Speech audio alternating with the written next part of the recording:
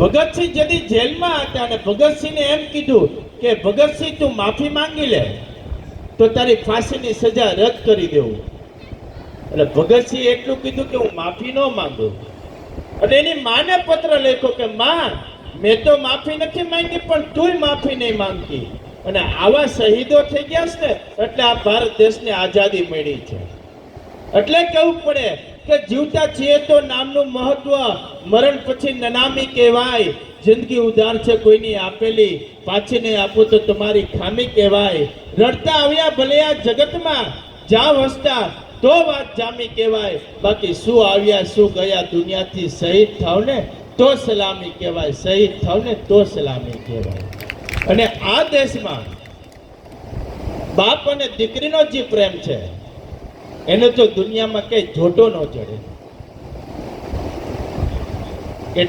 ડાકોરમાં એક બાપ દીકરી પૂનમ ભરવા ગયા, ઠાકોરજીના દર્શન કરવા ગયા.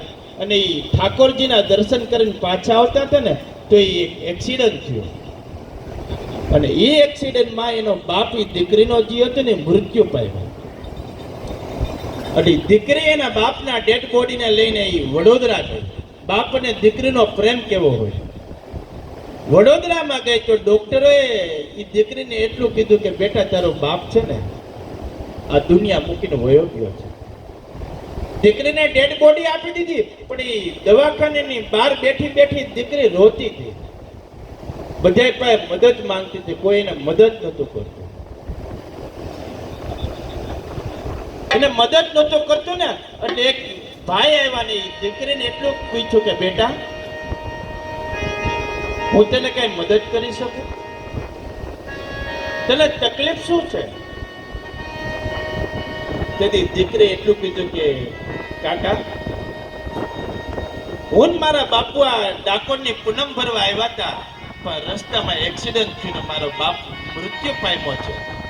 પણ હું જુવાન દીકરી છું ને એટલે કોઈ મારી ઉપર ભરોસો નથી કરતું.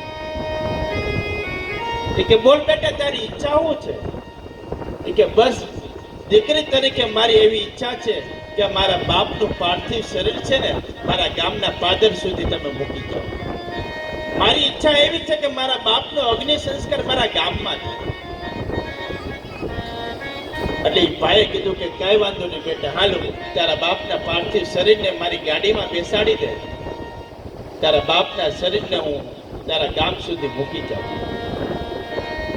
પેલા દીકરીને બેસાડી પાછળની સીટમાં, એના બાપને સુવાડ્યો, એના ખોળામાં એના બાપનું મસ્તક રાખ્યું અને ભાઈ ધીમે ધીમે ગાડી આગતી જાય. ને દીકરીના બાપને કહે કે બાપુ બાપુ જોજો તમને કાંઈ નથી, હમણાં આપણું ઘર આવી જાય, હમણાં ઘર આવી જાય.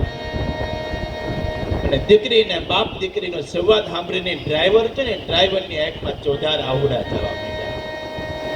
ઘડીક થઈને દીકરી એના બાપને કહે કે બાપુ